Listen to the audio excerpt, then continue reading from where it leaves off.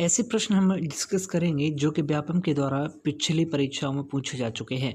सबसे पहला प्रश्न है कि कथाकार सुदर्शन की कहानी है कि उसने कहा था, या फिर आकाशदीप, या फिर हार की जीत, या फिर पंच परमेश्वर। तो कथाकार सुदर्शन की कहानी है हार की जीतों के विकल्प सी इसका सही जवाब है। आप कॉपी पेन लेकर बैठिएगा, साथ ही साथ मैं जिन प्रश्नों को कहूँ उन प्रश्नों को आपको नोट जरूर करना है। अगला प्रश्न है कि कर शब्द का अर्थ इनमें से क्या नहीं है। सबसे पहला बात तो यही आ जाता है कि कर अर्थात किरण होता है। ओके, कर अर्थात हाथी, कर अर्थात हाथी की सूंड, लेकिन कर शब्द का अर्थ ताली बिल्कुल भी नहीं होता है। अगला प्रश्न है कि यशोदा में कौन सी संधि है। बहुत ही अच्छा प्रश्न है, तो हमेशा याद रखिएगा यशोदा शब्द में जो संधि है वह है विसर्ग संधि। अब आप कमेंट करके बताएंगे यशोदा का संधि विच्छेद। क्या बताएंगे? संधि विच्छेद। ये आपको हर पेपर में करना पड़ता है, हर क्लास में आपको ये करना पड़ता है। ओके, आंसर जरूर कमेंट कीजिएगा। अगला प्रश्न है कि अंगारों पर पैर रखना मुहावरे का आशय क्या है। बहुत ही अच्छा प्रश्न है, तो हमेशा याद रखें अंगारों पर पैर रखना अर्थात जानबूझकर जो है मुसीबत में डालना, या फिर जानबूझकर अपने को क्या है खतरे में डाल लेना ही अंगारों पर पैर रखने के समान होता है। ओके, इस तरह से कहते हैं कि अंगारों पर पैर रख लिया है तुमने तो जानबूझकर। अगला प्रश्न है कि खपरेल शब्द में क्या प्रत्यय है। बहुत ही अच्छा प्रश्न है, तो हमेशा याद रखें खपरेल शब्द में प्रत्यय है एल। कौन सा? एल। अब देखिए विकल्प 3 और विकल्प 4 में थोड़ा सा अंतर है बस। ओके, तो क्या है? विकल्प डी इसका सही जवाब है, खपरेल में एल प्रत्यय है। अगला प्रश्न है फूलों से लदा हर श्रृंगार का पेड़ उस ओर खड़ा था, यह कैसा वाक्य है। तो फूलों से लदा हर श्रृंगार का पेड़ उस ओर खड़ा था, यह एक दिशा बोधक वाक्य है। ओके, कहाँ खड़ा था? उस ओर खड़ा था, अतः कैसा हो गया? ये दिशा बोधक संरचनात्मक वाक्य हो गया। प्रश्न है कि इति का विलोम शब्द क्या होगा। बहुत ही अच्छा प्रश्न है ये। तो इति शब्द का विलोम होता है भाई आरंभ। क्या? आरंभ इति का विलोम होता है। प्रश्न है कि बुद्धि शब्द का पर्यायवाची निम्न में से कौन सा होगा। तो बुद्धि शब्द का पर्यायवाची प्रज्ञा भी होता है, धी ये भी होता है, मनीषा भी होता है। ओके, तो ये सभी के सभी बुद्धि शब्द के पर्यायवाची हैं। प्रश्न है कि सतना जिले में बोली जाने वाली प्रमुख बोली कौन सी है। तो हमेशा याद रखें सतना जिले में बोली जाने वाली बोली है बघेली। ओके, विकल्प सी इसका सही जवाब है।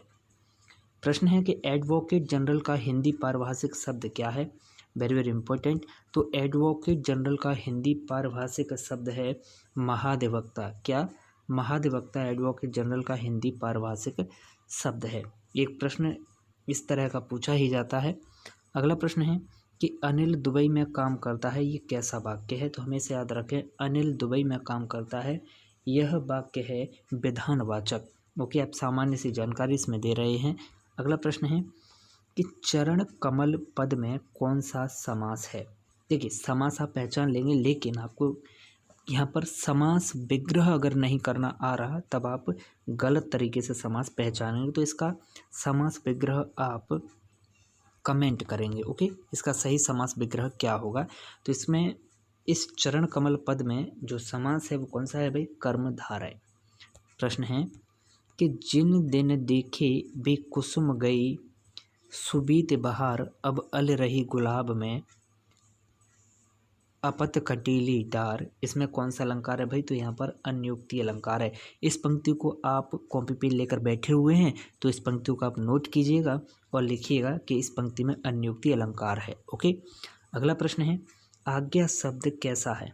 आज्ञा शब्द संकर है, तत्सम है, तद्भव है, या फिर देशज है। तो हमेशा याद रखें आज्ञा शब्द जो है यह तत्सम है। कैसा है? तत्सम शब्द है। प्रश्न है कि खड़ी बोली या फिर कौरवी बोली किसके अंतर्गत आती है। हमेशा याद रखें खड़ी बोली या फिर कौरवी बोली आती है पश्चिमी हिंदी के अंतर्गत। किसके अंतर्गत भाई? पश्चिमी हिंदी के अंतर्गत खड़ी बोली या कौरवी बोली आती है। प्रश्न है कि मध्य प्रदेश से प्रकाशित पत्रिका कौन सी है। तो हमेशा याद रखें मध्य प्रदेश से प्रकाशित पत्रिका है आह जिंदगी। ओके, विकल्प बी इसका सही जवाब है। प्रश्न है कि निम्नलिखित में ब्लूम शब्द युग्म कौन सा नहीं है। बहुत ही अच्छा प्रश्न है। तो ब्लूम शब्द युग्म नहीं है घात प्रतिघात। ओके। इसके अलावा अल्प का प्रचुर, उग्र का सौम्य, उर्वर का ऊसर, ये तीनों ही एक दूसरे के विलोम शब्द हैं। अगला प्रश्न है कि निम्नलिखित में शुद्ध वाक्य कौन सा है। तो शुद्ध वाक्य यहाँ पर है कि सुबह 8 बजे मिलना, यह शुद्ध वाक्य है, बाकी सभी अशुद्ध हैं। प्रश्न के निम्नलिखित में शुद्ध शब्द कौन सा है। देखिएगा तो प्रणीत यहाँ पर बिल्कुल शुद्धतम रूप में लिखा हुआ है। ओके। अध्ययन इस तरह से नहीं लिखा जाता, अध्ययन में अध्ययन। ओके। इसी तरह से सभी जो है अशुद्ध हैं। अगला प्रश्न है कि निम्नलिखित में समुच्चरित भिन्नार्थक शब्द युग्म कौन सा नहीं है। तो समुच्चरित भिन्नार्थक शब्दों से 2 प्रश्न पूछ लिए गए हैं। इस टॉपिक को काफ़ी अच्छे से आपको करना है। तो समुच्चरित भिन्नार्थक शब्द युग्म नहीं है झन झन। ओके। तो इस वीडियो में हमने टॉप प्रश्न देखे जो कि व्यापम के द्वारा पहले पूछे जा चुके हैं। इसी तरह के प्रश्न देखने के लिए आप प्लेलिस्ट में जाएं और क्रम से सभी प्रश्नों को देखें। और मैंने नोट करने के लिए कहा था, तो आप विश्वास करता हूं कि सभी प्रश्नों को आप नोट भी करते जा रहे होंगे। जो प्रश्न मैंने खास बताए हैं उनको, ओके, उनका परीक्षा के समय पर रिवीजन करके आपको जाना है।